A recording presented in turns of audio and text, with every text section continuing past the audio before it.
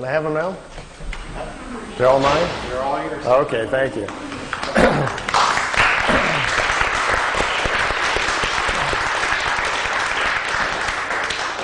Well, it's nice to be back at Shift with all you fringe people. I kind of enjoy that. I never knew exactly what Shift stood for, so now that I know that it's fringe folks, I feel right at home. I got in, someone asked me a while ago how I got involved in UFOs and what was the interest, and I had to, my mind kind of jumped back real fast. I was standing on the Great Wall of China. Anybody had the urge just to go roam in China and so forth? I was in China wondering what was on down the road, followed the wall for a while, wound up going west to Xi'an and out western China. And as you keep searching for things in life, your questions get bigger.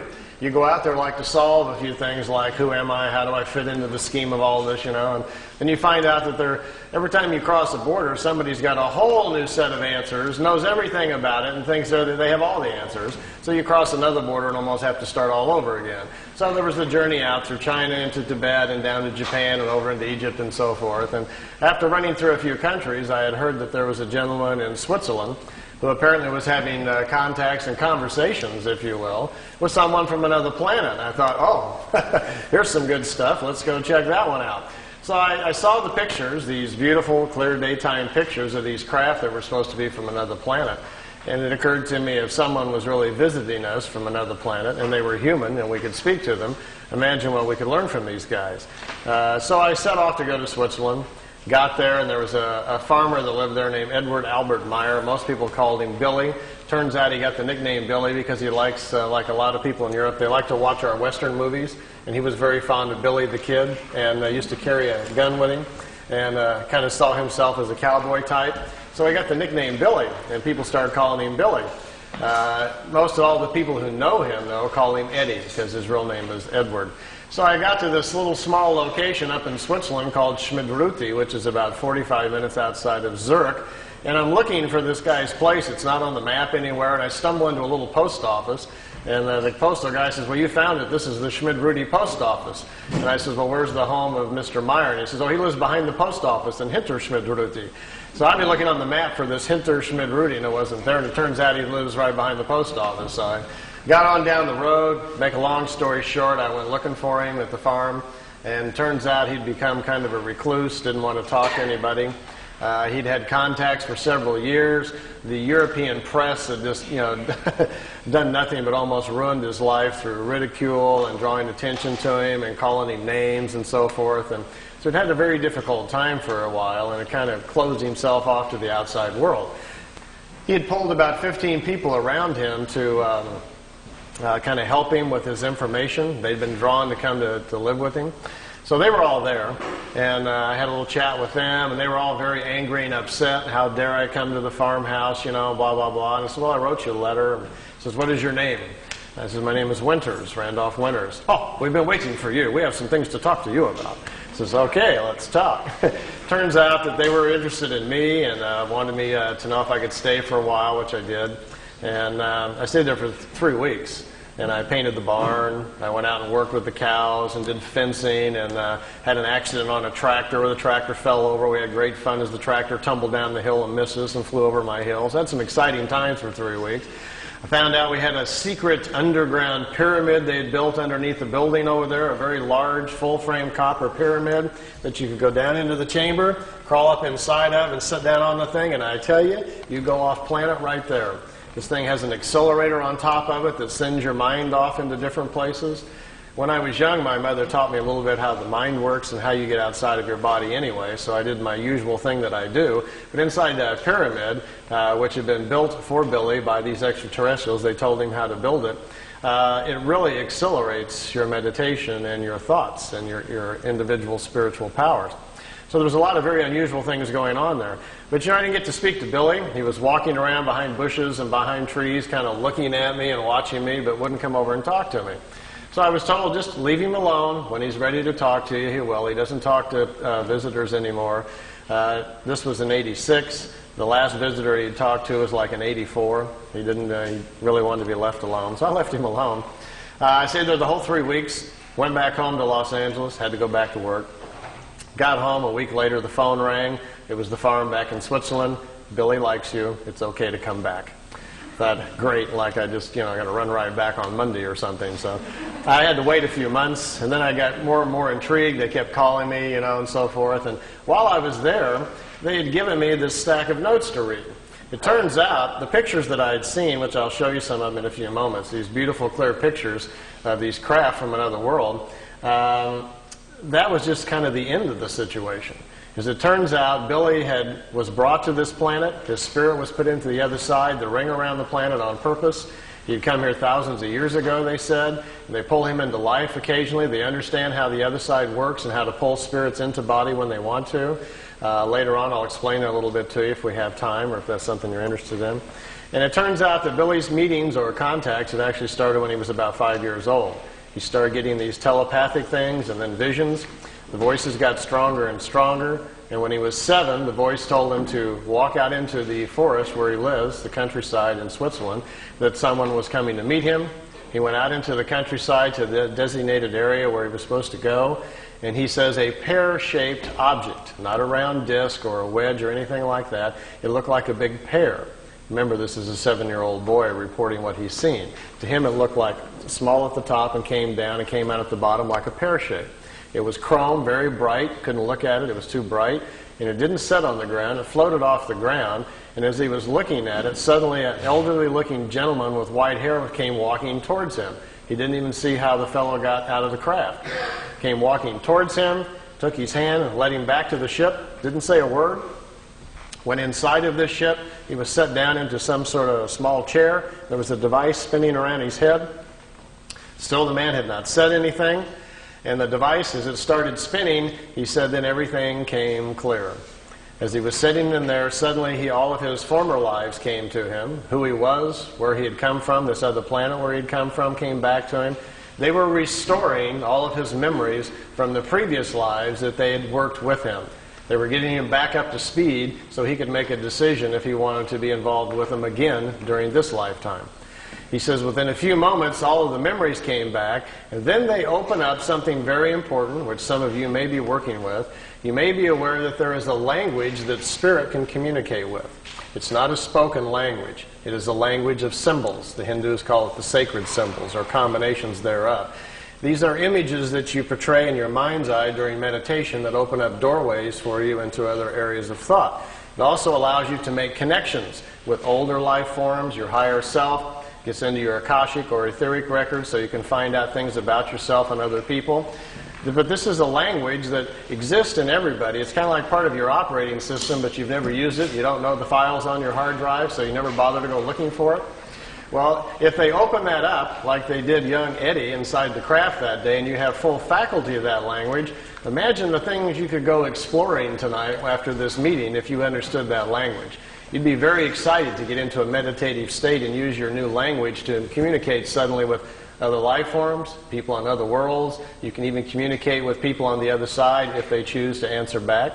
So you can do a lot of things and find out a lot of information. And most importantly, you can communicate or send signals directly to creation, the creative source, which is an infinite number of spirit forms just like ourselves, who we all have evolved to the point where they know how to create and run universes, and you sometimes will get answers back. What's the importance of this? This enables you to find truth for yourself. The ultimate learning system. If you have questions about yourself or life and you know the proper symbols and can open the doorways, these things are available to you. Well, imagine Billy, after sitting in this seat, at 7 years old, all this comes back to him. All the language comes back to him so they can communicate with him. And then he steps outside of the craft and is sent back home. He's standing in a forest, 7 years old, out in Switzerland. Craft disappears. He goes back home. For the next few years, his education continues. They challenge him to remember things that have happened to him in his past and so forth, all about himself. So he has a very interesting childhood. Now, most of us, when we're 8, 9 years old, we're working on spelling between the lines and figuring out, 4 times 3 and so forth, and doing our painting projects. Billy made it through the 3rd grade.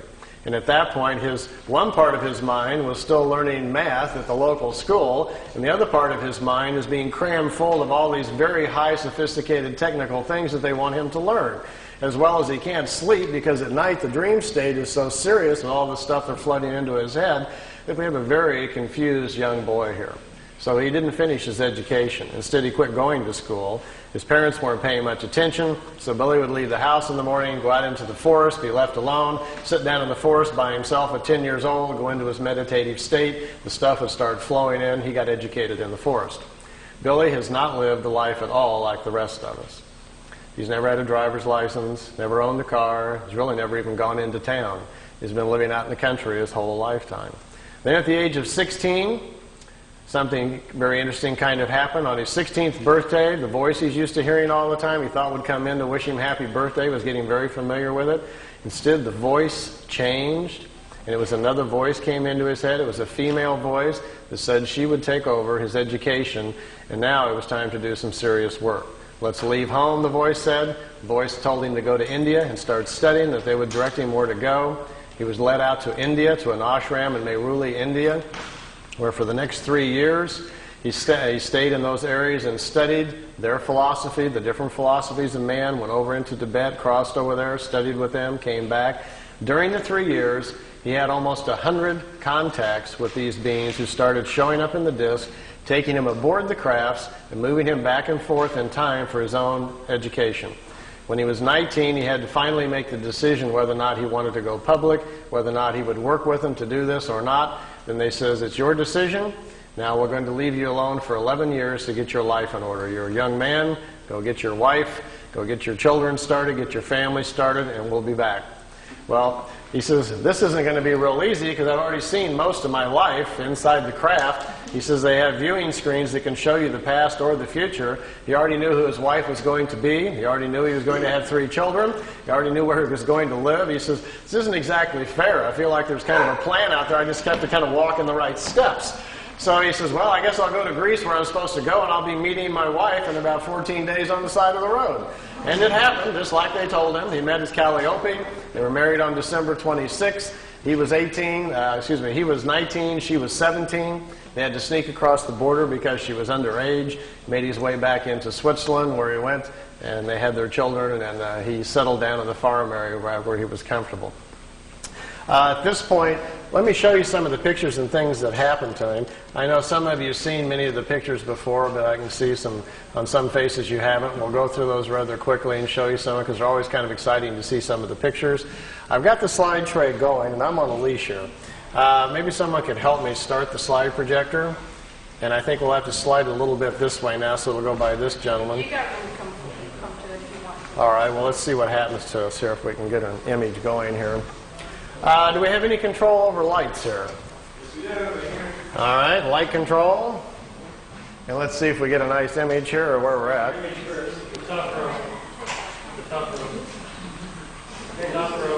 Top row up above.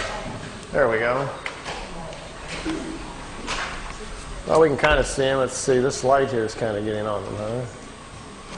How about if I kind of like this? Can we see okay? Now imagine if your young childhood has been like this and you've been in India and you come back to Switzerland where the rest of us in our normal life are, just getting our jobs and going to college, and instead you hear the voice in your head again. It says it's time to come out and start the meetings again, and the voice tells you to bring your camera this time, we're going public. And you go out to the location they direct you to, this thing flies in, and this is a shot from I think his 2nd or 3rd contact. We're January 1975, out in the middle of the forest area, about an hour east of Zurich, Switzerland, and this dish shows up. Here's one of the older pictures taken in India back in 1956. Meiruli. He's only 19 years old, and they're picking him up in this disc and trying to educate him. This is his home where he lives now in Schmidruti, Switzerland. It's about 7,000 feet up in the hills. I took these. I stayed there for several months in the summer. And every night after dinner, I like to climb up on top of this hill because it's so pretty and just look out over the valley. Do you know I found, well, I kind of lost count, over 15 people in the area and who lived there who have seen the disc, seen them come in by accident. I found 3 people who had driven Billy out to the contacts, watched the crafts come in and pick him up. And then one night I got to see them myself. I asked Billy if I could see them, and they came by and let me watch. I got to go out in front of the house and stand there with him and watch the disc come in and float over the house. So It's pretty spectacular when you actually see them. Here's one of the few pictures we have of it on the ground. Most of the contacts were during the daytime. They were going on almost on a weekly basis. Billy would get this familiar cooling sensation. He'd hear the voice in his head telling him where to go. He'd go out to the area that they'd chosen. And many times they would set the craft down on the ground like you're looking at here. They'd get out of the ship, sit down and chat. I think, to me, one of my most memorable memories of him telling me about the contacts is at the first meeting on January 75, a lady stepped out of one of these crafts, came over and sat down. They talked for an hour and 20 minutes underneath the tree. And Billy asked the lady, he says, "Who are you?" She says, "Well, my name, you can call me, the name that I chose for myself is Semyazi." And she says, "Semyazi, how do you spell that, or what does it mean? Is that a family name?" She says, "No, we don't have family names like you do. We don't pass the names on like you do. We've quit doing that. Instead, we've evolved to a point spiritually where we are more in touch with who we are as a spirit. We understand our incarnation cycles better.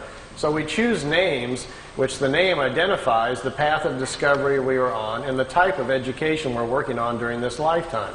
And in our language, the sound, Semyazi with a Z, means a woman with half the knowledge of nature. And that's her study. She's trying to solve more of the equations about nature in relationship to man.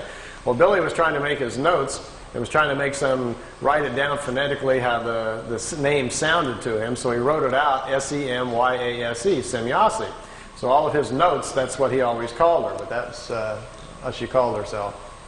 She said on that first meeting that they've been watching this for quite a period of time. Their race is quite old. They are descendants of people from the constellation Lyra. And in the constellation Lyra, they say, is the oldest known form or civilization of the human form that we are. They don't know how old it goes back. Their records only go 22 million years, passed down from society to society. In our Milky Way galaxy, originally it is believed that there were 44 million planets similar to Earth, where the human form naturally evolved there on its own. That number has greatly expanded over the past few million years because of the length amount of time. There's been plenty of time for races to develop space travel, move out, and populate other worlds. The ancient Lyrians from the constellation Lyra apparently did this a lot, populated thousands of different worlds, and because of their seeds, we have a large human population, they say, in our galaxy. The history of Earth goes something like this. The ancient Lyrians came here the first time back about 22 million years ago. None of them stayed here. There was human life developing here naturally at the time. They didn't return again for a long period of time. History really picks up about 386,000 years back. At that point when they returned, 144,207 Lyrians came here to hide out from wars that were going on in the constellation Lyra where they lived. You may have heard that number before. It is presumed to be the number of light workers which will restore the Earth back to a spiritual path. Well, it apparently refers to these ancient Lyrians who came here to hide out. When they came here, after they'd been here for a short period of time, it was discovered that they were here. They came from the home planets, found them here, took their ships and their technology and stranded them on Earth, leaving them here so they couldn't return back to Lyra. In doing so, all of them lived their lifetimes out, passed over, and their spirits passed into the other side around Earth. They were stuck here.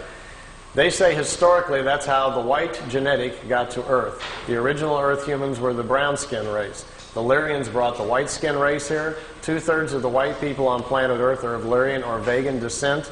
The other third of the white race they're not sure about. It comes from too many different areas. They can't figure it all out.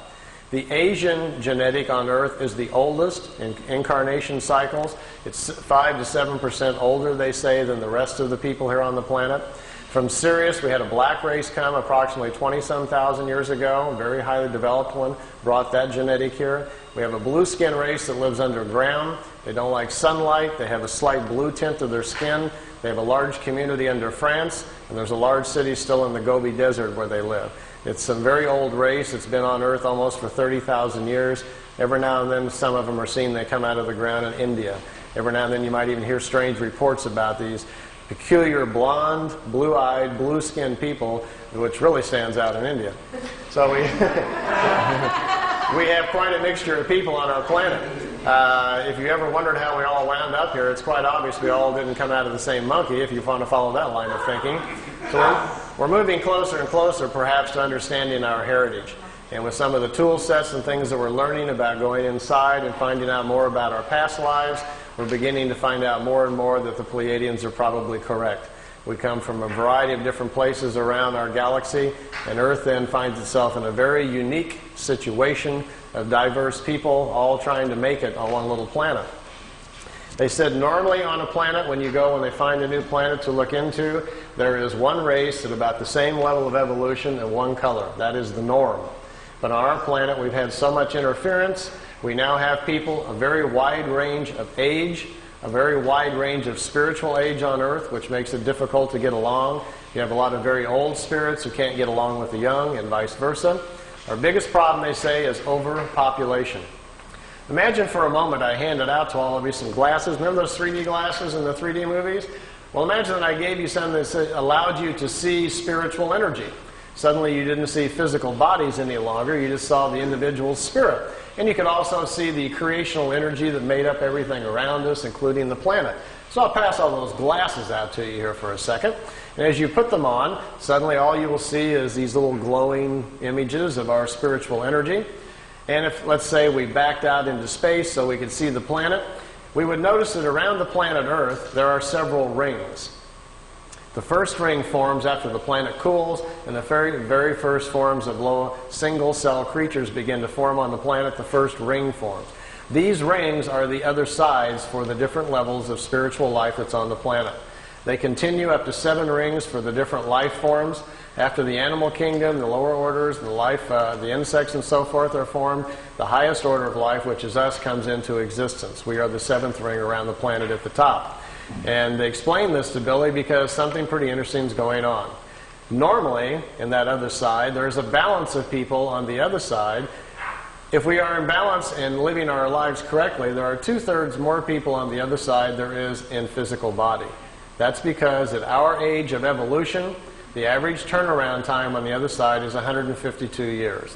And if people are living 70 to 75 years, then they spend twice as much time on the other side in between lifetimes before they cycle back in and come back into physical life. Our problem right now, we have overpopulated the planet so badly that there are too many young spirits on the other side. See, what happens is, let's say there's 5 billion people here on Earth, which there is right now, over that, and tomorrow about 50 million women become pregnant. Open up this window of opportunity for new spirits to come in.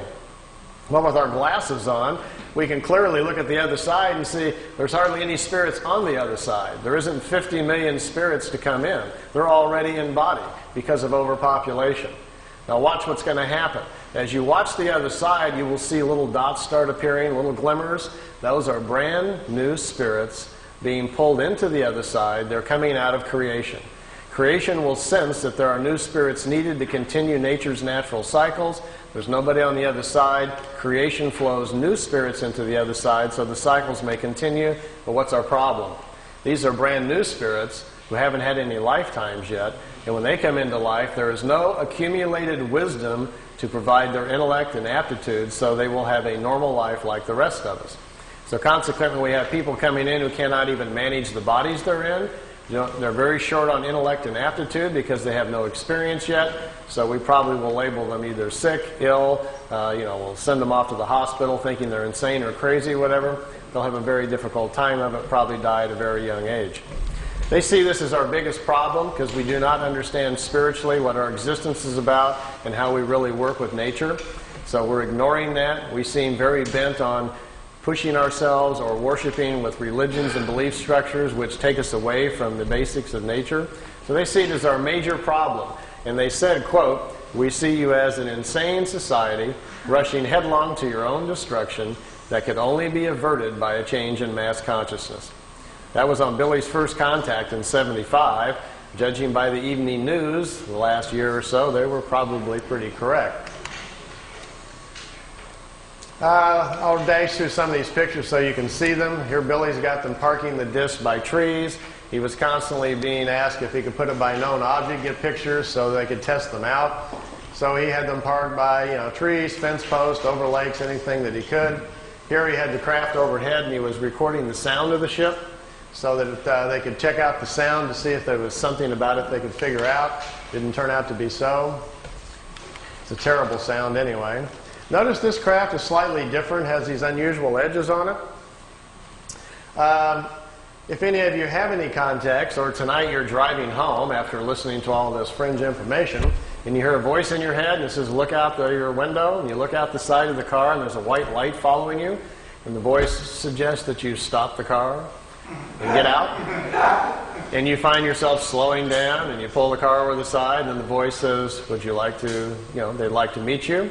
Please park your car and step out. In the craft, you notice the white ball of light is coming down on the ground about 100 yards away, and it's setting down. You quickly look around. Wow, you're all alone. There's nobody out here. Should you be doing this? So you feel a little ripple go through your body. They're scanning you very quickly to see what you're like emotionally, if you're stable, if you're afraid, if you're, as they put it, tipping over in your mind. If you are, which you might be getting just a little excited because it's actually happening, they will send you another feeling to calm you down and let you know all about them, that they're friendly, that this is going to be a good experience, and suddenly you'll find yourself with all sorts of courage and so forth. Find yourself parking the car, actually getting out of the car going, can't believe I'm doing this, I'm actually walking out and meeting the spaceship. Craft sets down on the ground, lights go out, somebody walks out of the craft and walks toward you. As you get closer, you feel this ripple go through your body again. They're calming you down. What do we do when we meet somebody? We generally ram out our hand and shake hands, don't we? And then we shake and we get a feel of that other person, and then we check them out physically, look at their eyes and so forth. And we size each other up very quickly to see whether or not we're going to be comfortable with them. And we make a quick snap judgment about whether or not we like this person, and et cetera, et cetera. Well, they don't do that with a handshake. They do it mentally. And that last ripple they'll send through you is kind of their hello. You will know all about them, you will feel them emotionally, and they will make you feel comfortable, so there's no need for the handshake. The time they get up close, they may suggest something like, if you're not in a big hurry to get home tonight, if you'd like to go for a ride on the craft, we can take you aboard the craft, we'll take you anywhere you want to go in the universe, we'll explain all the mysteries to you, you can sit in our little education seat like Billy did, ask any questions you want, and they will be answered. All we ask, to be allowed to listen to your thinking. We're fascinated by your thought processes. If we can listen to your thoughts, then we'd be glad to take you for a ride for 2 or 3 weeks. Now, if you agree to that, which most of you probably would, after asking them if they could block out a few thoughts that you don't want them to listen to, they say, come on aboard. You find yourself going aboard the craft. Notice if it happens to be a ship like this with the unusual edges on it. This is their more advanced ship, and it's capable of moving in time. The older ones can't do that. So your questions this way can be a lot more complicated. You might want to go back in time and watch the pyramids being built, or see if Moses really parted the Red Sea, or did the crucifixion really happen, or whatever historically might interest you. You could possibly ask these questions, and perhaps they would take you back and let you see for yourself. Well, they'd probably take you out there for 3 weeks. You'd have all these magnificent experiences. You could go to other planets, see other worlds, see other societies. Maybe even go back in time and watch yourself being born, or visit yourself when you were alive 300 years ago. You can do some rather amazing things if they would let you do them. Then they bring you back. You may notice on your chronograph watch that 3 weeks has gone by, but by now you have an understanding of time because they've educated about it, and you're not surprised if they bring you back the same moment that you left Earth time. And you get out of the ship and walk back over to your car, and your car engine's still warm, no time has passed on Earth, and you've been gone for 3 weeks. Now you get in your car and drive home. What's the first thing you're going to do? You're going to get on the phone and call us, aren't you? You're going to call somebody. You won't believe what happened on the way home from the shift meeting tonight. I've been out here, I've seen this, I've gone here, I've seen all these amazing things, and what are we going to say? Oh yeah, sure, all that happened right on the way home, right? You got any proof? You haven't been gone, 20 minutes, so we're not going to believe a word that you say. If you're lucky, maybe they allowed you to bring back some samples of some kind, rocks or something from another world. Maybe you brought back some food things we don't understand.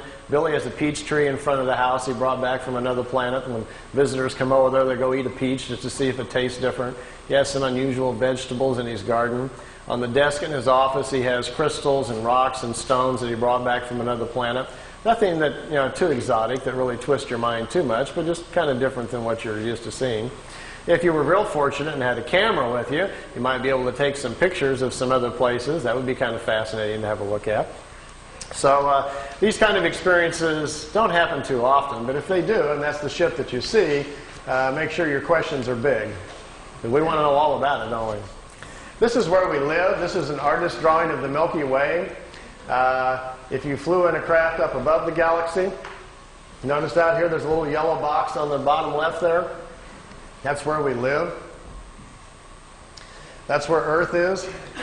By the way, the Pleiades are only 400 light years away, which means if we got in our Honda and set the speed to 1 light year speed, if we were traveling at the speed of light, it would take theoretically 400 light years for us to get to the Pleiades. But the Pleiades are just right there in the neighborhood. It's 53,000 light years to the center of our galaxy. So we're going to have a very fast ship to get anywhere. Even to get to the Pleiades, who's got 400 years, to get there? If we have time and you're interested, the theory of the crafts, how they work, how they dematerialize them, and how the power system works. If we have a chance later, if that's somebody you want to know, I can draw that out for you and show a little bit about how they're designed, if that's something you're interested in. This is what our galaxy looks like from the side. It's a spiral galaxy, similar to most other galaxies. It's a very normal one. Here's some more of Billy's pictures of 2 regular-sized ships, and notice the 2 on the top are slightly smaller.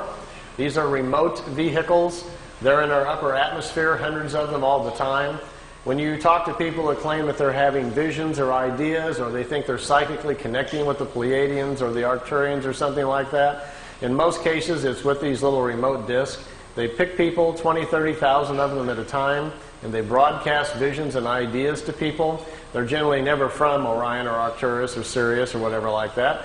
They find out that people are far more interested in listening if they think they're making a connection with a far-off ET than they are with a metal disc that happens to be a mile over their head. So understanding our mental capacities, these little remote discs fly around the planet quite oftenly, sending out their ideas and visions you pick up in sleep and listening to your thought patterns. They're intrigued with our thinking, they say, because they've discovered that the average person on Earth can live 75 years and spiritually only grow 6 or 7 months. They look at us as a spiritually dormant planet, that our lack of understanding about nature and how things really go make us more of a study than anything else. We are so misled, they say, by all of our belief structures and things that exist on our world. The time we survive through, our kindergarten grades, our schooling, and our early years with our parents who mislead us, not on purpose, but they do because it's how they were taught. The time we get to be 10 years old, there's so much stuff in our head that we can hardly get life straight.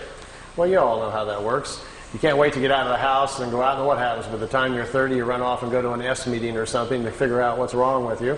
Then you maybe go to a psychiatrist, or you come to a fringe meeting like this, searching for answers. We're all trying to figure it out, aren't we? And usually about the time you get to about 40 or so, you kind of getting a handle on everything and figuring life out. By the time you're 50, you got it nailed, but then, you're going downhill, and gee, you wish you'd have known all this when you were 18. So our problem is we just need to live a lot longer, don't we? If you did have a craft at your disposal and they picked you up, you might want to go visit some of the other planets. Here, Billy took a picture out the window. Right here is the top of a disc right in front of him, and there's another one up here. There was 3 craft. They took him to Venus, let him take a few pictures. They took him up to Mars, let him see that. They took him up to Jupiter, let him see the red spot, and brought him back. It took 2 hours and 35 minutes for the trip. Here's another picture out the window. This is a blow-up. When the pictures were being taken back, and most of these were shot in 75 and 76, by the way. The pictures, the agencies, the CIA, and most of the intelligence community were very fascinated by this when it was going on. This is actually a computer blow-up. It's a process picture. It's been digitized back in the 70s by a CIA office in Zurich, Switzerland. They were trying to understand the propulsion systems or learn something about them from these things. And this was one of the pictures they chose. Billy really didn't get that close to the ship. It's just been enlarged and filled in. But it makes a very dramatic looking picture. For those of you who might be slightly scientifically oriented, let me give you a crash course. See this bar right here? This is a very important factor in what makes this ship work. This craft basically doesn't produce what we would call anti-gravity. All matter is comprised of atoms. Follow me on this. It has electrons and protons. We have electrons spinning around a nucleus, right? So the concept is that anywhere you would go in our atmosphere or in the universe, anywhere you go, there are atoms or subatomic particles that have electrons. Well, as long as you've got electrons around, one of these things will work. This device actually is designed so it will swim within electrons. That's what it's doing. Here's what happens. Down at the bottom, right here in the center, we have a reactor for power. We have a rod that goes up to the center. And up here at the top, we shoot a charge, a very positive charge. And right above, where this rim is right here, the whole top of this ship, the surface area of the craft, a positive charge is shot out. And what it does, it charges the electrons that are flowing around the top of the craft, and it makes a vacuum right over the top of the craft. That's what causes it to lift up off the ground. Because down in the bottom, out in this area down here, the charge is all different. There's a negative charge put out by the reactor down here. There are 3 capacitors on the bottom, 120 degrees apart. When the capacitors fire, a negative charge goes out the bottom, but the capacitors do not work if the craft is too close to the ground. The planet itself grounds out the charge of the capacitors. So they have to lift it off the ground before they can have the capacitors charged up. So that's the purpose of the vacuum at the top. And this right across here is an interesting kind of metal which separates the positive charge from the negative charge, because the surface of the craft is highly charged by this intense field that's going on. So you have to separate the two. We have the charge at the top, slowly lifts the disc up off the ground. It gets up about 12 feet. The capacitors down at the bottom, there are 3 of them in a triangle form down at the bottom, charged up. As soon as they kick in, the flow of electrons then moves down the side of the ship, gets out to the edge, and electrons have a very peculiar nature. They will not turn a corner. And when electrons get out to the edge of the right out here, they accumulate. And this accumulation, as soon as the charge gets high enough and they accumulate to a certain point, a field goes all the way around the craft, and that's what you see glowing at night if you see a disk. When the field gets up to a certain frequency, voila, we've got propulsion. The ship is then isolated within its own gravitational or magnetic field, and at that point, basically, the bottom of the ship is chasing the top of the ship, which is in a vacuum. And you've got a way to move a craft around. Now, if you accelerate that with a tremendous energy force they have within the reactors inside, which, by the way, are no bigger than the size of a football, it's an implosion system with no radioactivity. You can put your hand on it while they work. They're very small. That creates a strong enough energy field that you can move around anywhere you want to go. So if you're thinking of building one, by the way, the more of the science stuff, how to create the charge, the voltage that you need, and the other things are on a website I put on the web. If any of you are interested in that, I'll give you the address later on. You can dial in and read the whole thing, and perhaps you can build one or something. If you do, bring it to the next shift meeting, and we'll all go for a ride. This is building some landing tracks. You can see them down here, the 3 landing tracks where the craft sit on the ground. Kind of reminiscent of crop circles, isn't it? Here Billy's got his tripod out in the foreground, and the crafts are off in the background. Here we've got a regular sized ship and 2 little ones again. Those little remotes. This is a different kind of craft. It doesn't sit down on the ground. It floats. The bottom of the crafts are flat. Burns the ground up pretty good though. There's one at night. It wasn't a solid craft. It was just more of an energy field. Billy took several pictures of it. We have about 20 witnesses that also took pictures of this. It changed shape. Small objects came out of the large one, flew around the house. Billy tried to communicate with it, but communication wasn't possible. Later he was told that he had been paid a visit by a group of life forms, if you want to call it, from another world that do not exist in solid form. That there are many kinds of life in various shapes and forms, and some of them are non-physical. And the non-physical ones can move their essence or their energy field or whatever you want to call it to where they want to go. They get together in groups and kind of like jump to different places that they want to go to. Kind of like biolocating, I guess we might call it. And what you're looking at here is a picture then of a life form that exists in a non-physical form that biolocated to Earth for whatever reason, perhaps just curious about Billy. These are the last photo sessions taken in 1981. Billy's got them pretty trained by now to park by trees, as you can see, and known objects. He calls it the Italian wedding cake. The balls on top of it were experimental. They apparently have since dropped that design and no longer needed, but This is a matter displacement device. They first acquired the knowledge to transmit, or you might say teleport, their crafts on their very large crafts first, and then they're downscaling the technology here to the little ones. There's also a movie film of this coming in and zipping around the tree that he shot at the same time. And here we are coming in around behind the house. How would you like this to come floating through your back window? You look out and here's coming down in front of the house. That's where Billy lives, in Schmidruti. Like they say in Men in Black, some swamp gas reflected off of Venus, and you gotta. Well, as you can see, this is why this case has been about the most controversial in the UFO history, because with these kinds of things to look at and talk about, it gets everybody pretty charged up. And here they are leaving at night, taking off from the house. The film imbalance causes it to look gold. The craft is actually silver. Here you can see the bottom of it, what looks like some sort of crystalline objects down at the bottom with some sort of etchings all around the circumference. Okay, we'll stop right there. Okay, we can have the lights back on now. Everybody kind of watch your eyes.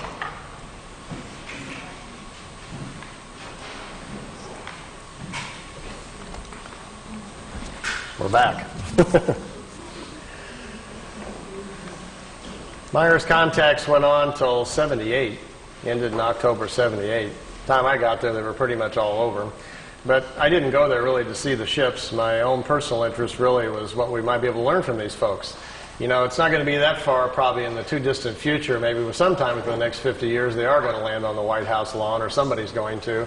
And we're going to have open commerce with life forms from other places. We are going to meet the family of man in the universe sometime. It's going to happen sometime in the future, probably when, after we've gone through some changes and grown up a little bit and got more responsible as a planet, somebody will probably decide, okay, it's time perhaps to make connection with us. These Pleiadians, anyway, say they're not quite ready to do that and think we're really several hundred years away from that before they are interested in any kind of open commerce. And I asked Billy, I says, why is that? And he says, well, evolution comes into play here. They're a lot older than we are. They're still physical. They still have children like we do. They still have to eat, but not very much. They only sleep perhaps an hour or two out of each 24-day cycle. They don't eat prepared meals any longer. They've extended their lifespan now up to about 1,000 years. So they're living in a much different kind of society, as well as the main difference, he says, is their mental. He says talking to them is like interrupting a monk in the middle of meditation or something. And then you find out the monk has an IQ of 1,000. You don't even know what to say to this person. They're tremendously intellectual. They know what you're thinking before you even hardly get your thoughts together. They are tremendously insightful about our emotions. And they look at us almost, not unkindly so, but almost more like in a lab experiment. Like we might look at, some ants or a horse or something. There's a vast difference between us intellectually and mostly morally.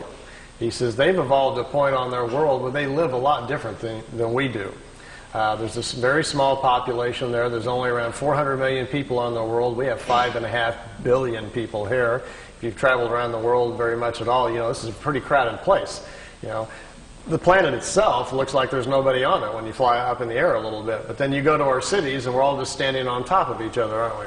You'd think we would spread out a little bit and share the space, but of course that's not good for zoning laws or making money, so I guess we won't do that for a period of time.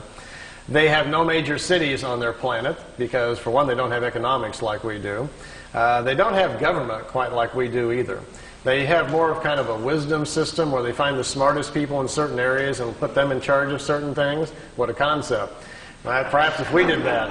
Yeah. Remember 2 or 3 weeks ago when they were trying to get us to go bomb Iraq again, and they were all the signboards were out in front of the White House? Somebody was holding up a sign which really summed it all up for me. It said, "Smart bombs, stupid leaders." And I said, that is the sign of our times right now. They're on the media trying to convince us to go over there and bomb a bunch of people and kill them again, And most of these people that are going to die, we're not at war with these people. They're scrapping for a living over there trying to feed their children. So that's where we are at as a country. We have smart bombs but stupid leaders. So We obviously have to make a few changes here. On their planet, for instance, if you have a Department of Agriculture, we would all get together and find our 10 smartest people about agriculture, and we would put them over here in a building, call it Smart Guys About Agriculture, and we would ask them questions. Well, we don't do that. Instead, we hire smart lawyers from South Carolina who just allocate funds for this and then take it back for that and stick it over here. Our whole government's based on shuffling money around, not about anybody knowing what they're doing up there. So if we would actually change our system to something like this, we may be on the beginning inroads to fixing some of our problems here. If you go to their world, it's seemingly very, very quiet. There's no cars. It's very peaceful. Billy says the people, for the most part, looks like either they're asleep or they're all in a trance. He says they're very, very mental. They communicate very openly, like in an open consciousness, like an open phone line.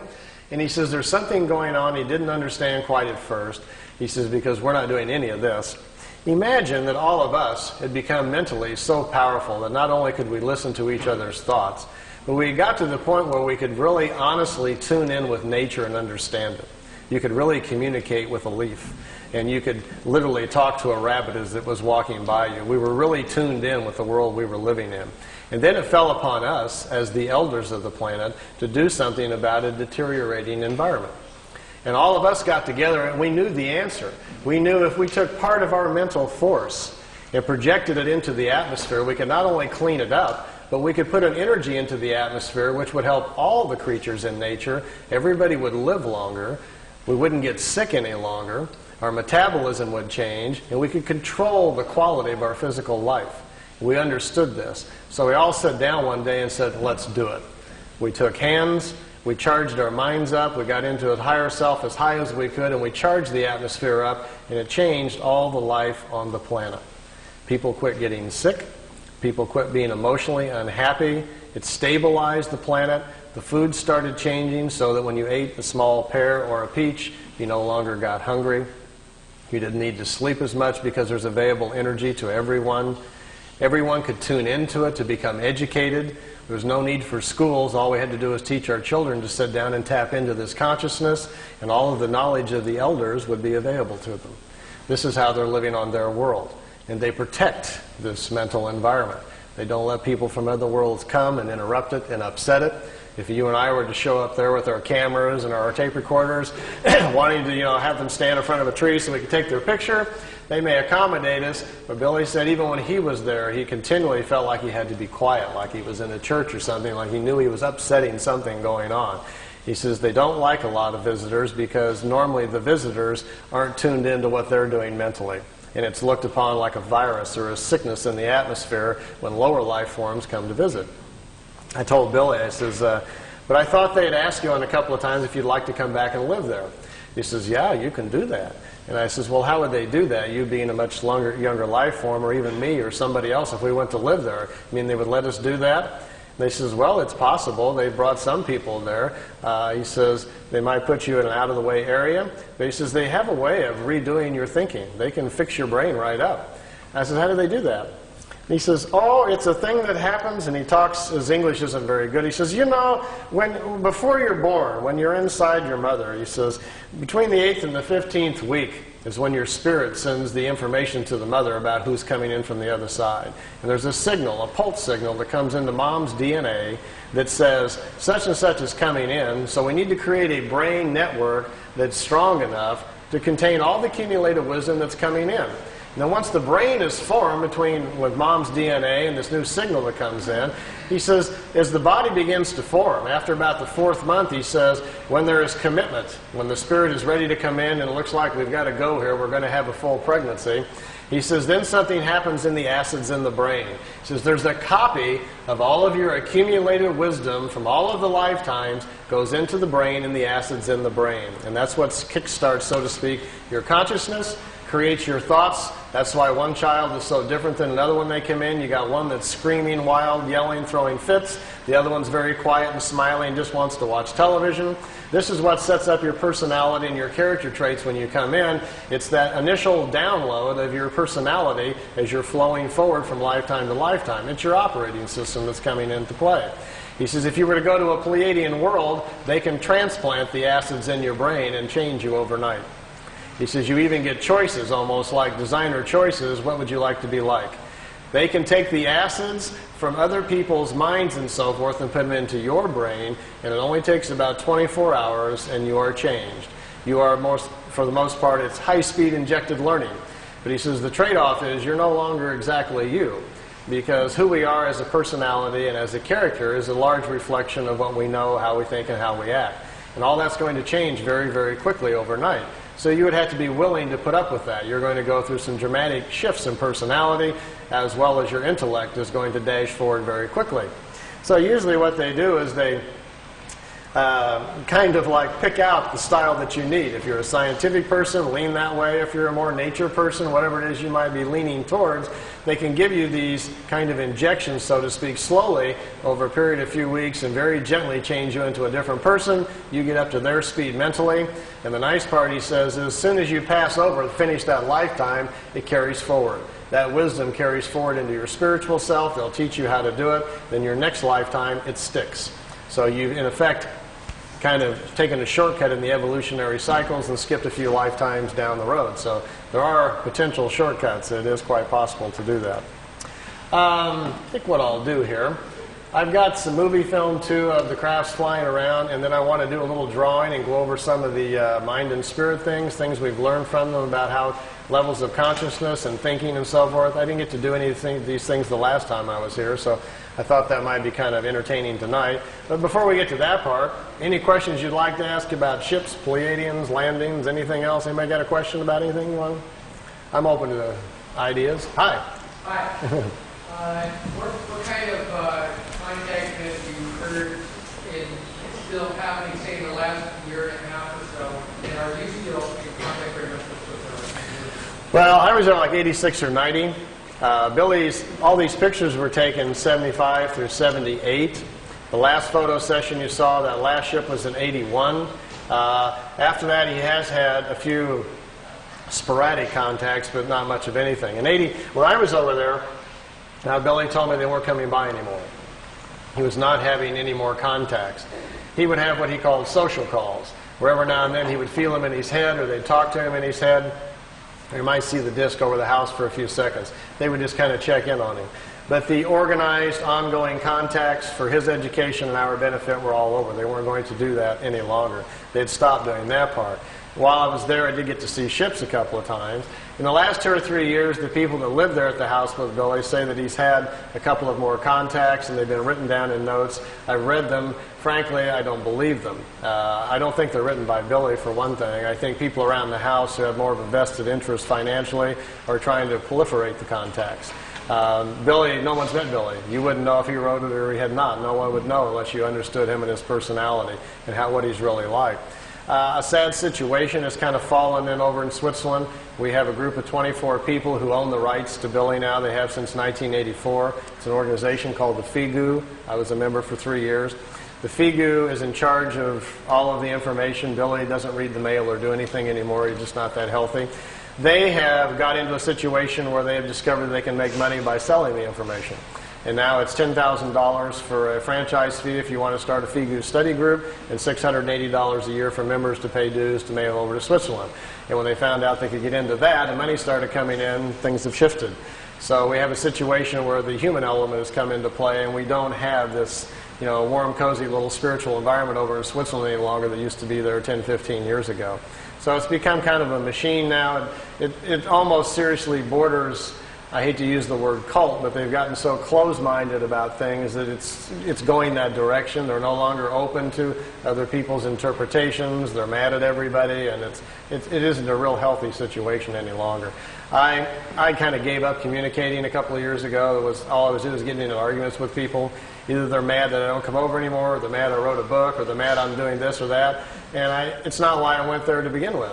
I was just a traveler on the road, stopping for my own personal experience and education, much like you go to the pyramids or the Great Wall. You go to benefit yourself and to learn and keep moving on. And they were mad at me for stopping in and moving on. I resigned from the group in 1990. I wasn't mad at anybody. I just didn't want to be part of this group attitude any longer. I started getting nasty phone calls just because I would talk to other people, or they didn't want me doing this or that. And I says, this is getting really out of hand. I says, I'm not a follower type. quite plainly. I'm a road traveler. I'm a troubadour, if nothing else, or a vagabond. So you got the wrong guy to try to control and put the screws on. So then they sent me like a 5-page contract to sign that I wouldn't talk to anybody and only do what they told me, and blah, blah, blah. And I just kind of chuckled and laughed. I said, last-ditch effort of a desperate group. So I made a nice videotape, sit down in the living room, thanked him very much for the experience, but resigned from the group, and thanked Billy for the experience, and I haven't been back over there since. So I'm just still going down another road, still looking for things, you know. Anything else you want to chat about? Have you got some contacts on Pleiadian? I did at Billy's, and they were in such an unusual way that it sounds pretty strange. I can't do it on my own. When I was young, my mom was part of what was called the National ESP Board in the 60s. We had a guy named Harold Sherman, Little Rock, Arkansas, was teaching the government what ESP was. My mom was one of those 5 people they brought in that was clairvoyant. And underneath it all was the government trying to see if we had these unique people who could see what the Russians were doing or whatever, you know. My mom could see what was going to happen tomorrow. She couldn't see beyond that, like short-range, clairvoyant type. And because she could do things and was very into it, at an early age my mom taught me all about the crystals and floating things and where the different areas of your mind are. So I knew a few things when I got there. And Billy recognized that right away. And when he did, he says, "How much do you know?" And he sat down and we began to talk, and I found out he knew a lot more than I did. But I understood the basics of it. So he says, "Try doing this." And he would give me some mental gymnastics to do with symbols to see how strong I was. And then I would get in the pyramid to try it to see if I could cause things to happen and so forth. Well, I got to a point after a little while that he would say, "Well, I'll meet you tonight. You go to bed, and I'll give you the symbol to use, and I'll meet you, and we'll go aboard the craft." I says, "Okay." So I would go do my breathing things I was supposed to do, and I would invoke the symbols and lay down, do my thing, and get into my blank mode. Then I would hear his little bitty voice, "Hello, Randy." And the first couple of times it happened, I jumped up. I thought he was at the door. It kind of spooked me. But he wasn't at the door. He was up there waiting for me. Billy gets out of his body as easily as you and I walk out the front door. He gets out of his body, and then he came to get me. And after I didn't do it right the first few times, and I got onto it, then next thing I know, I'm on board a craft, but it's like you're a fly on the wall. No one talks to you, addresses you, and I would watch Billy communicate with them, but no one ever would look my direction. I never felt anything. I was strictly there as an observer. And I don't know how he actually did it, but I can't do it on my own. I never got to go out on a craft all by myself physically or anything, but I had months of experiences like that.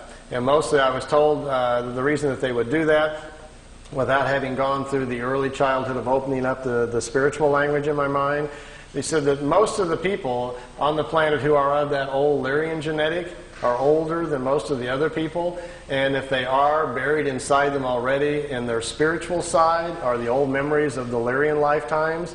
And as Lyrians, they've already lived on worlds that are far more advanced than the one we're on right now, so it'll come to them easier. So they said all I really needed to do was be exposed to the ideas, and the whole chapter would come back to me.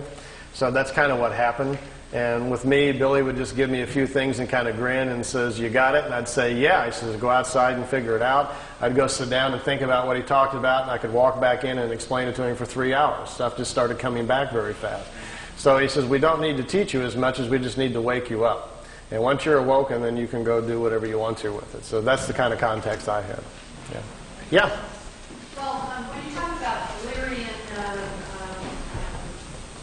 entity or other cultures or whatever, Yeah. aliens, if reincarnation is a fact, I mean, you can't tell the Lyrian, I mean, what do you call them, Lyrian. by walking down the street, because No. their bodies are not going to be all in one. Right. We're all mixed up. No license plates, anything there. No, we can't really.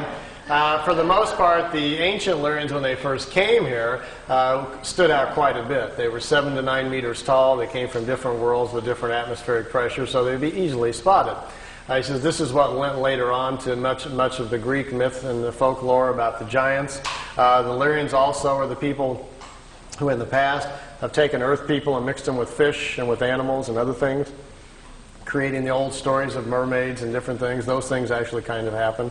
But their bodies, after a few incarnations, will deteriorate down to normal size because of the sun that they're living with, and it will come back down. So, no, we can't really. And because we've mixed up 7 or 8 races on Earth that are now even more than ever beginning to intermarry and mix up, there's another big problem, which I'll explain after the break, about how our spirit doesn't go in the right place. We're doing that a lot. We're getting people out of their normal paths where they're not coming in where they're supposed to and when they're supposed to. And that causes problems and puts them within different families where they're out of step and so forth. So there are things that are going on. And I'm going to kind of explain that to you in natural order on the second part here a little bit. Yeah? You get 2 questions. Hopping the Atlantic, what's your current feeling on the Florida connections that you've worked on a little bit on the past? And if you're still in contact with it or feel good about those connections in Florida, has there been any kind of mental communications that have come through? He's referring to a case I looked into in Miami, Florida a couple of years ago. There was a fellow that came forward, said he was having contacts with the Pleiadians, and had some pretty good pictures. Some of them, the pictures were good. Some of the others looked very homemade. The pictures that I liked, I listened to his story and put a video out called The Miami Contacts, and as things will go sometimes in life, made a little error there. Tape had only been out about 6 months when I discovered that 3 of the pictures at the end were fakes, and that the craft that was supposed to be flying along beside him down the freeway wasn't a craft at all. Instead, it was a blimp from Virgin Lightships in Orlando, Florida. So I kind of stepped in it there. So when I found that out, I confronted him with it, and things didn't go well from there. They went downhill even more. As I found out the person who helped him put together the videotape he supplied me came forward and said, well, he cut out the strings on the other part and did video effects. Those were fake. As it came down, it looks more and more like the gentleman had 1 or 2 contacts, the early pictures, which I liked to begin with, and I don't think they ever came back. And after that, I think he's taken, like some people will do, to manufacturing them for personal gain or for personal, recognition or whatever. And since I've gotten to that point where I just told him, left it kind of open, says I would love to examine your case more if you can supply, genuine negatives and so forth and proofs we need to really look at the case. But at this point, it looks to me like you're just manufacturing things and make it up. So I'm not wasting any more money on it until, whatever. So I've just kind of left it open, and nothing's happened for the last year or so.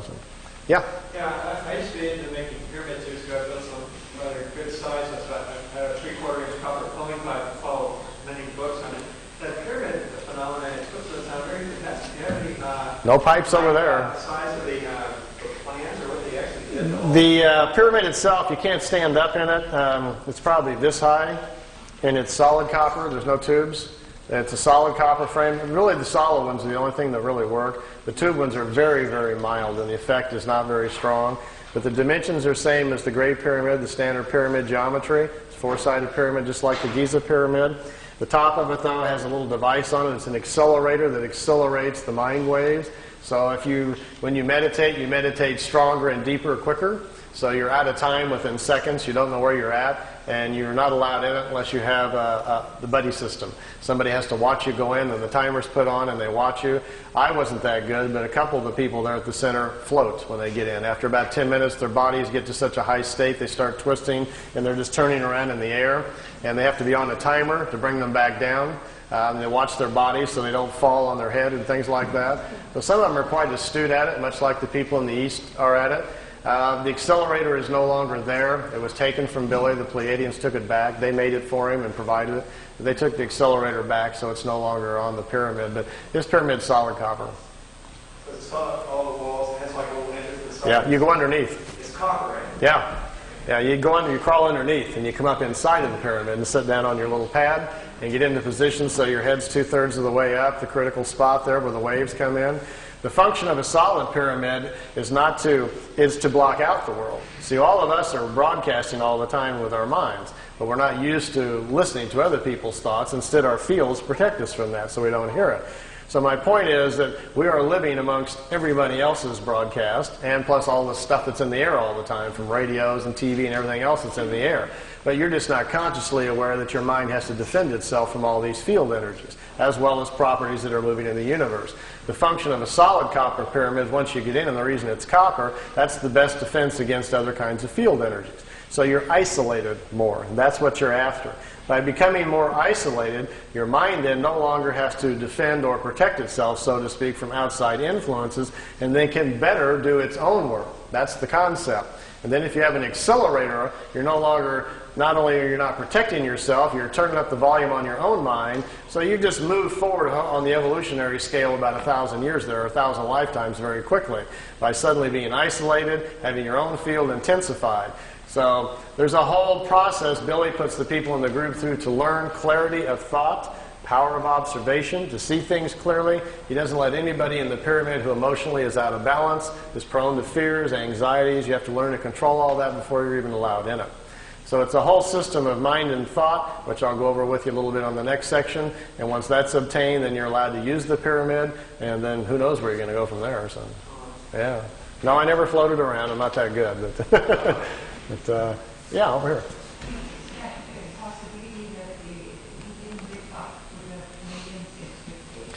They said that they were, after the third year, they told him that expectations were at 32%.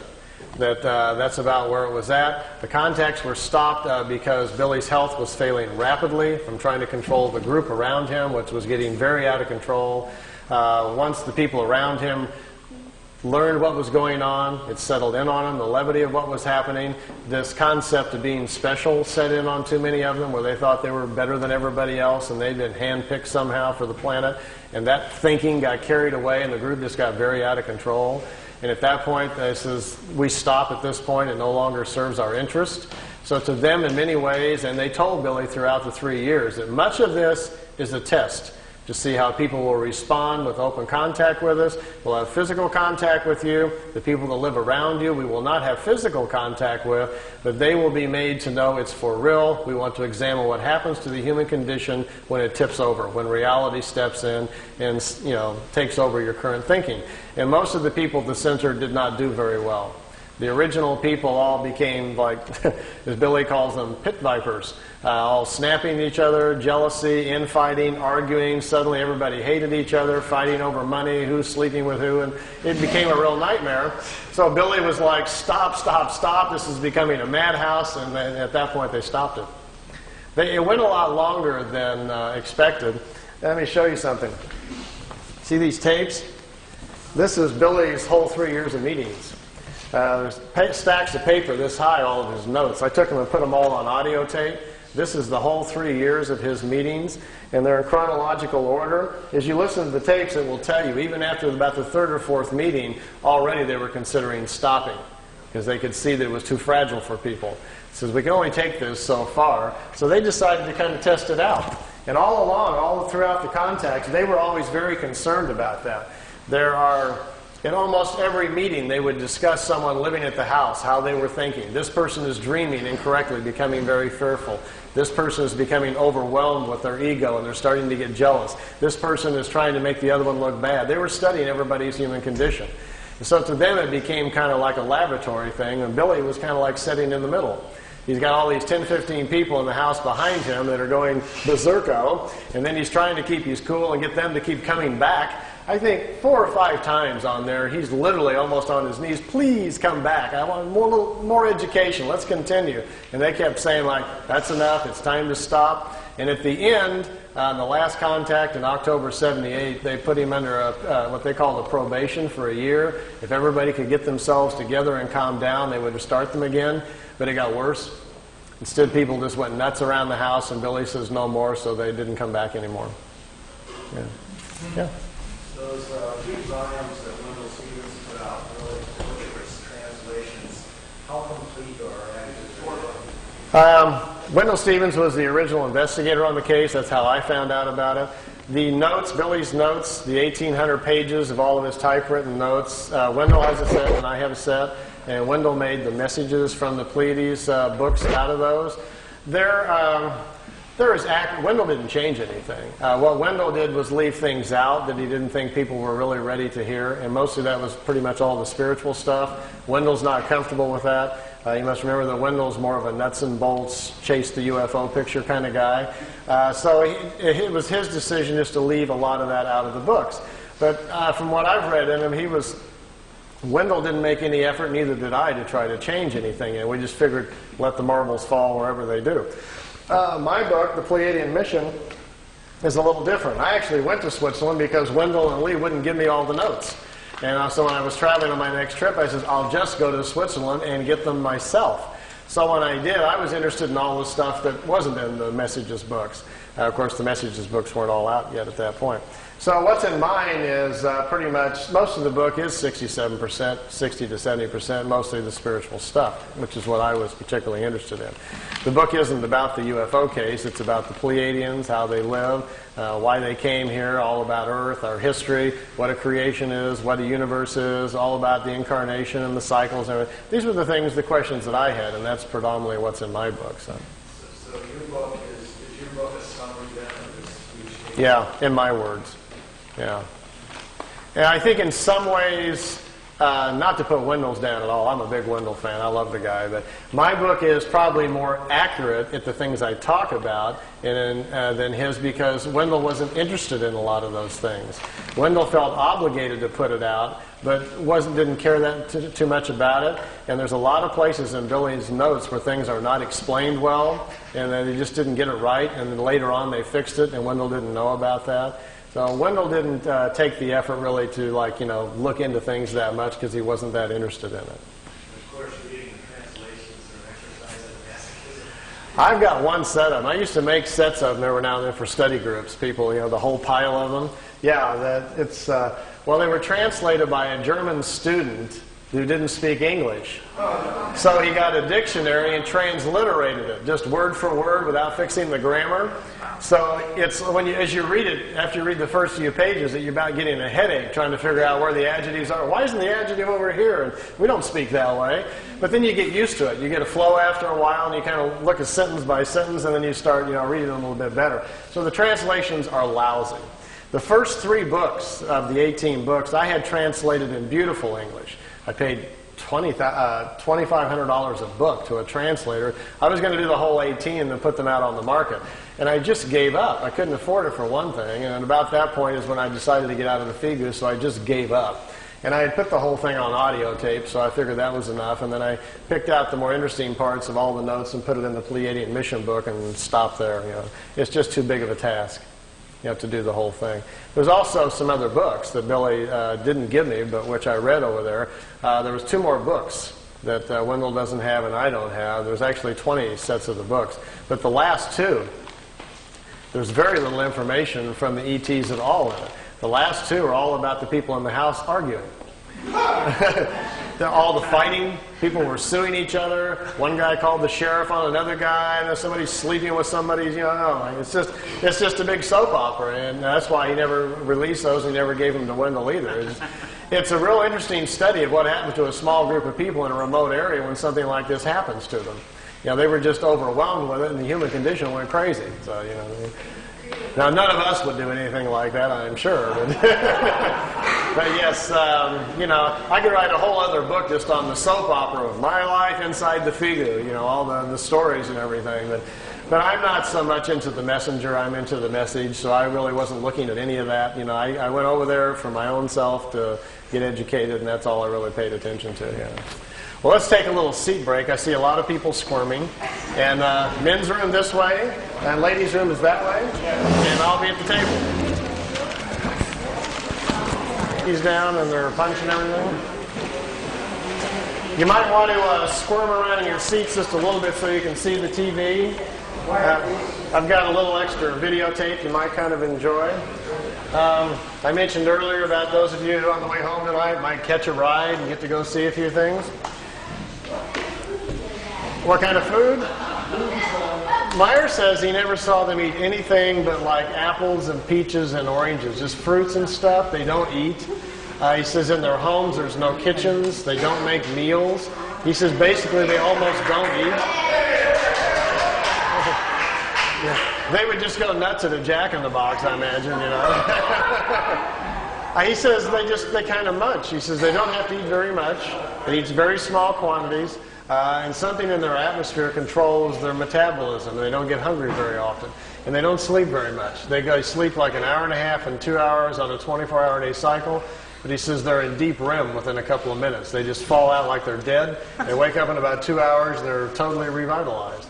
And a lot of them sleep even less than that. So he says they're far more mental. They've gotten to a point with their own evolution where they're more in control of their whole body mentally.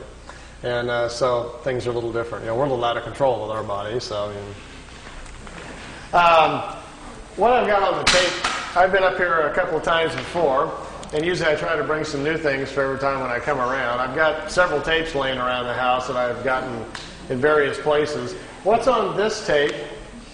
And I wasn't going to show the tape of the other planets and the mothership of Jupiter and the dinosaurs and things, but I had 4 or 5 people ask me at the table, so I think it's on this tape. So we'll start it up and see if it's in the right spot. So I should tell you a little bit about what it is. So, you know, I know this is a fringe group, but I don't want anybody falling off their chairs there. So. Imagine, if you will, that you did get a chance to ride on one of these, and you said, just as a lark, gee, could you take me up and show me some other planets? And they do, and you start seeing satellites and other equipment around Mars and so forth, and start asking questions. And they tell you, well, there are projects going on your own planet that are already going up to the moon and Mars that they're not telling you about. And these satellites you're looking at and this equipment is part of joint efforts by America and Russia on one group, and also the Germans, the technologists who survived World War II and on their own are already building communities up there. They're way ahead of everybody else. So there's some stuff up here that you're not seeing on the evening news. So I'm going to show you a couple of those things. As well, at one point, Billy asked if it was possible to go back in time and actually see dinosaurs. He was just kind of goofing to see if it was possible. And they says, well, yeah, it's possible if you would like to do that. So the pictures, there's 4 or 5 pictures on here of dinosaurs and of a prehistoric Earth. Like I tell everybody, I can't tell you if they're real or not. They're just interesting to kind of look at. He says he went back in time to a prehistoric planet, that he actually got out of the ship and saw prehistoric creatures. He got back in the ship with his camera and took some pictures of them. So those should be on here too if I've got the tape anywhere close to the right place. And then I brought with me, which I haven't shown in quite a while, just for you to see. It's a few minutes of the crafts flying in and zipping around a little bit. There's several different segments, and we can look a little bit at that. And then I want to go over some of the mind and spirit things. Okay. Last time I was up here, we talked about doing like a workshop on the weekends for people who are interested in more of the spiritual stuff. And we're thinking about doing one this Saturday, but that's not working out. So I'm going to go over a little bit tonight about what we do at the workshops, and I'll give you a taste of what we'll do. And then for those of you that are interested, we'll get together with Charles, and we'll come back up this summer sometime when we can get it organized. And then we'll do it on a weekend. We can do it 1 day or 2 day. If we do all of it, it takes me 2 days just to get through everything, if there's enough of you that are serious about doing it. I have my own copper pyramid that Billy made for me that we use in groups, and I'll teach you some meditations, and I'll teach you some of the mind things, different areas of your mind, how to use the symbols and find them. So it's kind of fun stuff if you're interested in following that kind of path. As well as we'll go over some things about the universe and how our cycles, our incarnation, how the rings are formed, and we'll have some fun with that and try some things. So we'll do a little bit of that tonight. I'll go over it just a little bit. So let me see where I'm at on this tape and see if I'm anywhere close to where I want to be. Oh yes, here's Venus. His first flight around our solar system. Here's a picture of Mars. By the way, this is not a professional tape. As you can see, these pictures are in a picture album, and I've just got my camcorder out, and Wendell and I are flipping through the pictures. So this is not a produced tape for you to look at, so it'll probably never be on the market, but at least you get a chance to see some of these pictures. This is Mars just from a different direction with the sun very bright on it. Now, here is Mars, but here's one of these satellites. It's in orbit around Mars, made on Earth, unannounced, and is in orbit. This is the spring of 1976, and this device is in orbit around Mars. I don't know exactly who made it or who put it up there. Here's another one. This is Mars again, and here's the light panels, solar panels, and the satellite equipment in orbit around Mars again. This is a different one. This is a dust storm on Mars. Billy wanted to get close and try to take pictures of artifacts. You've all heard about some of the Sidonoplasma on Mars, about the face on Mars that Richard Hoagland and other people have been looking into. Billy published a paper back in the 70s talking about that. There was a race of people lived on Mars. They had a terrible catastrophe about 186,000 years back. At the time, there was about 40 million people killed on Mars, and they're all gone now, of course. So there were societies there, and we will find quite a few remains of their civilization once we get up there. Here he's on board one of their large motherships. This is the side or the edge of a saucer that was parked inside as he was walking by it. Here's Jupiter. Here's the mothership in orbit. They're flying into it to go aboard. It was 17 miles high and about 10 miles in diameter. He spent 3 days on it. They went to different places in our galaxy to show him around. This was the craft that was right in front of him as they were flying into it. He took a picture of that one. Here, again, is back at Mars. These aren't in any particular order. Here's another object in orbit around Mars, and look, here's an American flag on it. So there's a couple of things that they put up there that the military's put up that we don't know about. This is a picture of Billy in a suit. He's on a prehistoric planet to see the dinosaurs. He's got a breathing apparatus on. This is a Pleiadian man. And they've stepped outside of the ship so he can see the animal life on this prehistoric world. Got his picture taken too. That's pretty good. This jumps back here to, remember the Apollo-Soyuz hookup, us and the Russians back in '76? Billy asked him if he could go up and watch it. They said okay. They took him up. There's several pictures here of the Apollo-Soyuz hooking up with Earth in the background. Some of the wildest pictures he's got. I mean, just look at the vantage point. The planet's in the background. How else would you get this picture unless you were up there at that particular vantage point? Not a lot of people have that in their photo albums, you know. You can imagine that people at NASA would crack up, you know, if you... They'd probably find it a little hard to believe at first, but they don't have pictures like this. Here it is when it's just hooked up. There's Earth in the background, and here's the two capsules coming together.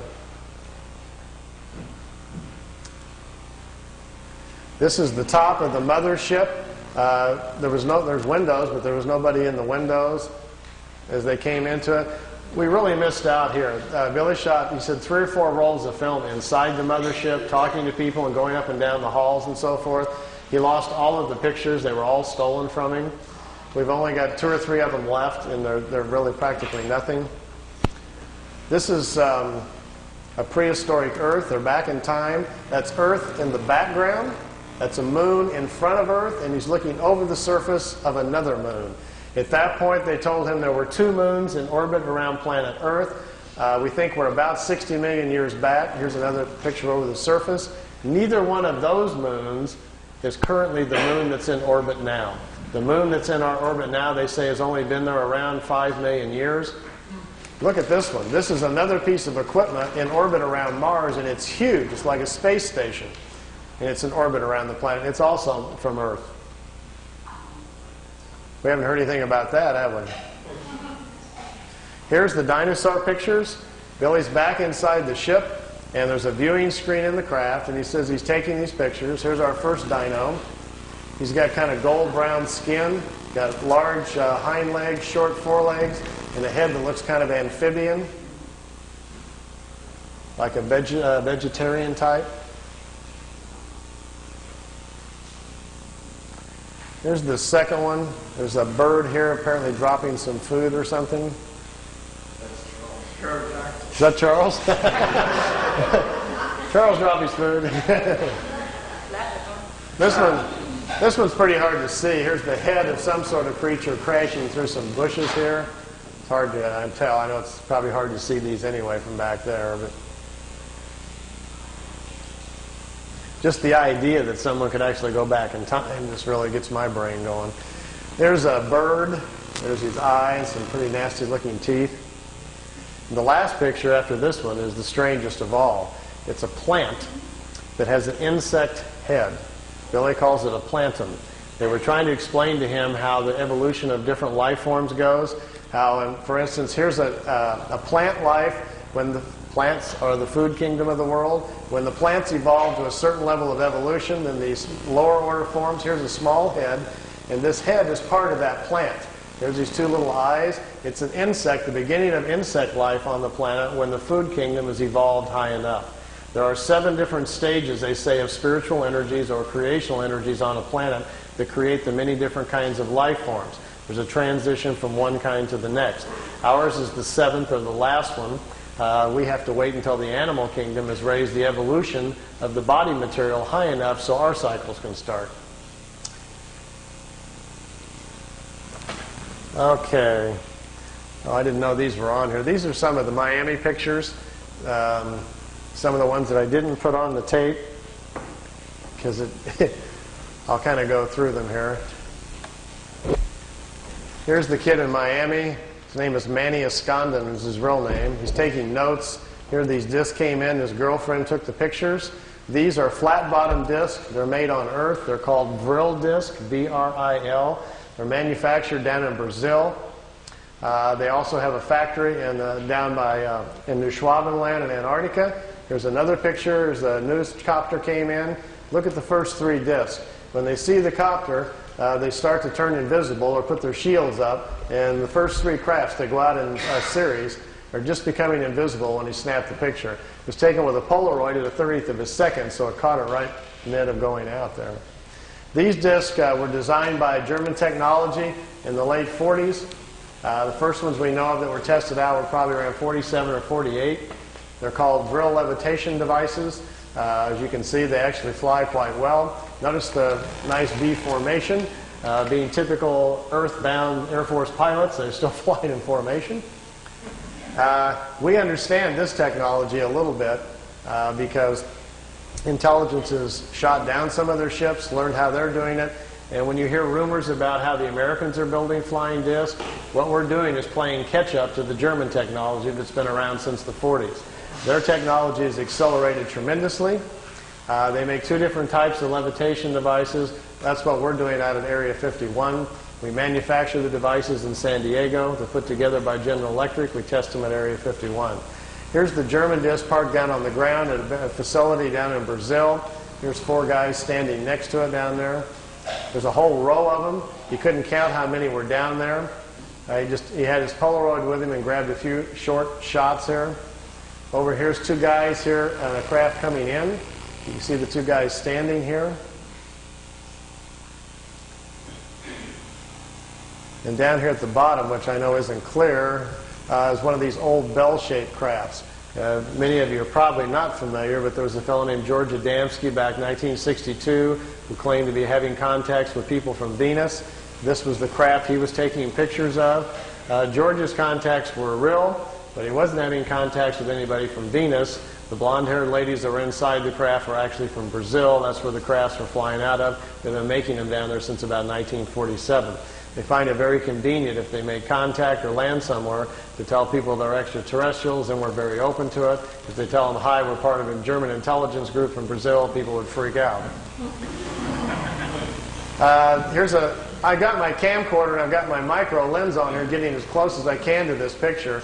It's a very, very small Polaroid picture that's about that big, and it got wet in the rain. He left it in the windowsill, so I've ironed it and put it on paper so we didn't lose it. And I'm copying it with my macro. Here's the whole picture. Over here is one of the old bell-shaped discs. Here's one in the air. Notice the platforms they're sitting on. Here's a guy standing here. There's a guy over here just coming out of this disc. I'm trying to get real close to the bottom of it here so we can see what they're like. This is an area, if you look on a map, I've got a little videotape over there if you're interested in learning more about this information, called Space Cities. I've narrowed it down to about within a 200-mile range where this facility is at and what they're doing down there. Here's the guy standing there. The discs sit down on the platforms. Remember earlier I was telling you about how the condensers charge out the bottom? They have to charge the field up. If you get too close to the Earth, the charge dissipates because it's grounded.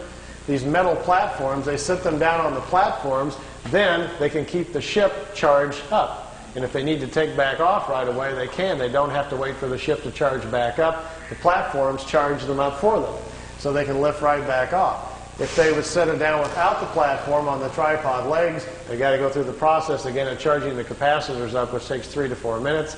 So if they're in a hurry to get away, they're in big trouble. These old bell-shaped discs actually have 3 Mercedes-Benz truck engines in them, driving the magnetic field. This was their first design that they made. This was the first ones that the Germans built. These craft here were under consideration, and they were working on them in the end of World War II. When you hear about Hitler's secret weapon at the World War II, if you go back and look at the newspapers, that's what he was talking about. They were in hopes they would get these things up and working, and they would still have a chance then to win the war.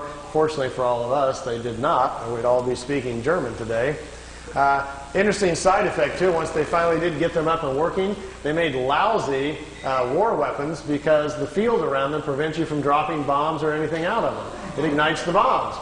So it took them a while. They don't even have weapons on them for a while, and then they had to come up with other kinds of devices. This was the first pictures I saw from the kid in Florida of his German contacts, and to my knowledge, I still think they're his best and perhaps his only contacts. I think he probably had a couple of contacts from these people. They came, they took him for a ride, it looks like on 1 or 2 occasions, and then perhaps they never came back. So we found this situation on several people around the planet, so it's not an uncommon situation. And this is from ET technology, but it was before 487. It wasn't ET, It was nothing to not. do with ET. It wasn't. No, just good old German intelligence figured it out. I can tell you where they got it. It's kind of a long story, but basically it came from German people who had traveled to India to study the concept of the Vril, the energy of the universe, and they were trying to figure out how to levitate their own bodies to move in time. And they came back and they explained it to people what they were doing in India, how they were trying to travel in time. And some German engineers tried to build a machine to travel in time, but when they turned the thing on and lifted up off the floor instead, they didn't time travel, but it floated. And they stumbled onto the idea of how to make what's called a Vril levitation device. We think they did that probably the first time and sometime probably around 25 or 27. And then the concept laid around in private circles for a while and then became a potential thing during the war and then really didn't happen until after the war. These are Billy's pictures, some of his early movie footage. We got a car going down the highway over here and the trees blowing in the foreground here, and here's the disc. They're trying to show him, you know, just allowing him to take some movie film of the craft. This is a few minutes long, so if you want to ask any other questions, feel free while it's running here. I'll just kind of let it run. You can see they float. The field around the craft that supports it, the ship is kind of in its own self-contained environment, so it floats on the gravitational wave, much like a boat on water. And when they blink out, what is the technology there? They really don't go anywhere. They figured out how to make them invisible to our eyesight by controlling the frequency of the field around the disk. It's just a trick. They set the field up to a certain frequency, it bends reflected light, we can't see it. You and I don't see direct light, we see reflected light. Sun bounces off of me, goes to your eyeball, and you see me. This is a demo right here, I think, where it blinks out. If I put a very strong magnet, for instance, between you and I, right here to interfere, and keep turning it up, eventually the magnet will attract the photons that make the light and bend them, and they'll go the other direction, and you couldn't see me, but they can see me over there. But you wouldn't be able to. So that's the basic theory we think they're doing. They've just figured out how to cloak themselves by bending light and causing our eyes not to see it, because they don't go anywhere. They were clear to Billy that the craft is still there. If you're inside the ship, you can still look outside and see everybody else, but they can't see you. And yet we can see objects beyond them There, on it the blinks outside. out. Yeah. Yeah, there it blinked out, and it'll come back on in a second. Blinks There's back. a Japanese documentary which showed this thing blinking out, and then it showed frame by frame, it showed a green light emanation just before it blinked out. Well, this is from that documentary. Oh, I see. That's where it came from, yeah. Billy shot 9 sections of movie film and gave them to Junichi Yaoi in Japan, and they put together called Beam Ship, the movie footage. Originally it was called, a film came out in Japan called Contact, and then the Contact bombed at the box office. Nobody showed up to watch it. And they previewed it in Kansas City about 1982 or something like that, and people booed the movie. They didn't believe it at all, so they took it off. And so then it came out on videotape like 7, 8 years later, and all this footage was on it, you know. Nobody was too interested in looking at it. See how the craft just kind of floats? Let me move on down because there's several on here. And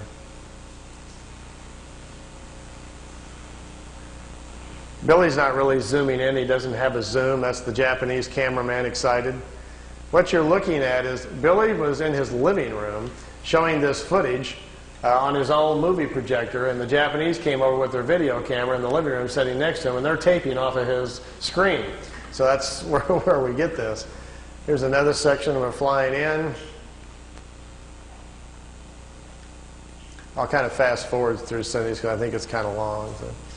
And how many ships can you look at, huh? This one's kind of cute because Billy's walking out in front of his camera, and he's trying to get them to perform some maneuvers, do something sensational for the camera, and they don't understand what he's talking about, and he will eventually get bored and just quit. You know. And there's the craft sitting out there floating out in the background.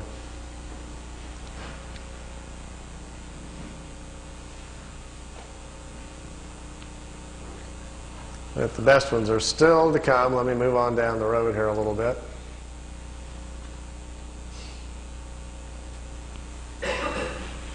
The ones that are made by the Germans or by anyone else on this planet, how far can they go? We're not sure. We think the Germans have pretty much solved the whole problem. From what we understand, they are able even now to, they're going to other worlds. We don't know the distance with which they can go. We don't know for sure whether or not they've figured out how to be interdimensional or not. The ones that we're building are very beginning stages things where the crafts are still taking off with rockets. They get up in the air, they turn the drive on, and then the craft then operates from there. They're not taking off and landing with the drive units. We're a little behind in the technology here. Here's 3 of them out there floating around.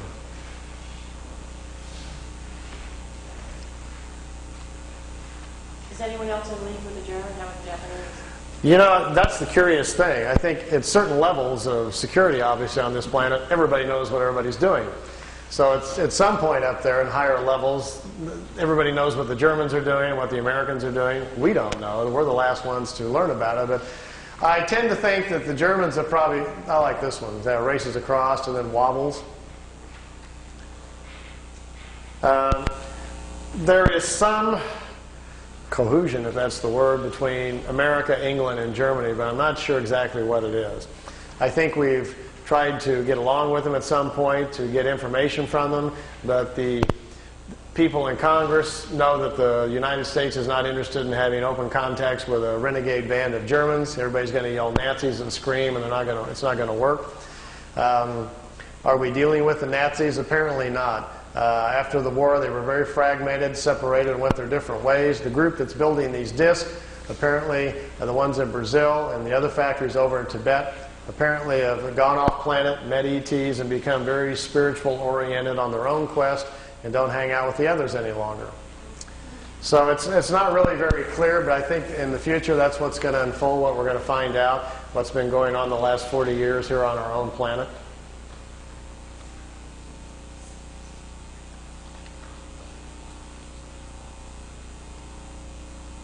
Notice when they go to the right or left, they have to tip it up, and then it kind of staggers to the right, staggers to the left, like an old Star Trek episode or something.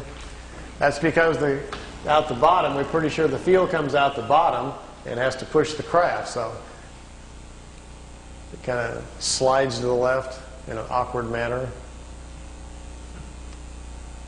They're not really designed for slow speeds or idling, you know.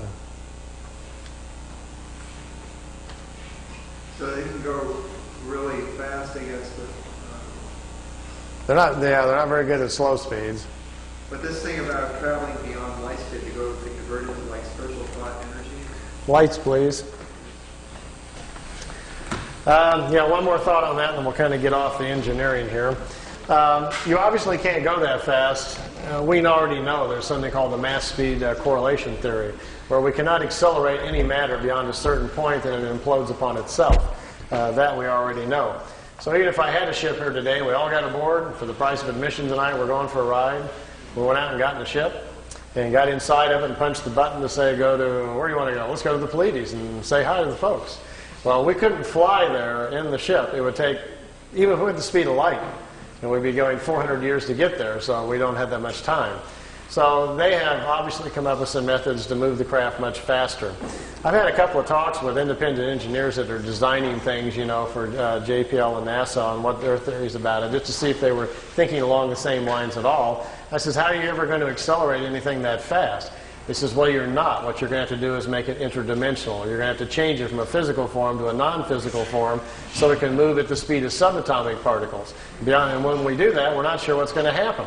That's kind of what they're doing. They dematerialize the craft. It's converted into a non-material state that contains its own map or programming.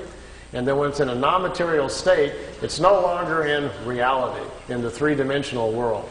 And once it's not there, it steps out into what scientists generally call hyperspace, which is another reality where material matter doesn't exist. And in there, time is different. A single second in the timeless is equal to millions of years in reality. So you can benefit from that, like stepping into the fast lane. And then, if you have correctly included your mapping and parameters within your non-material state on where to go, you can zip up and down the universe then in hyperspace in a non-material form, going wherever you want, and the clock is standing still. They said the idea of folding space isn't real. It's a clever thought, but that's not really how you do it. Space is not being bent or folded. You're just changing your own essence to do this. So then you go to where you want to go, and the real trick is to be able to put yourself back together and stay within the same time frame. Because here's the clue. Once the craft is in a non-material state, in this hyperspace, if the particles that you are now existing in slow down, you come back in time. You'll re-enter in the past. If you accelerate the particles relative to the speed at which they started with, you move forward in time. And think about this. If a single second is equal to millions of years in reality, it would take very little of a change for you to slip off millions of years. Get lost real good. They said that the universe is literally full of beginning time travelers learning these concepts. That these secrets are very closely guarded, because to understand them also begins to unlock the matrix of the universe and gives you access to knowledges which is very, very dangerous. So they don't teach anybody this stuff. They say they guard it very closely. It's too dangerous.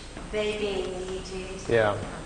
It's not healthy to learn, and they say, until people earn their own responsibility with it. Okay, I got a little drawing board here. It's great.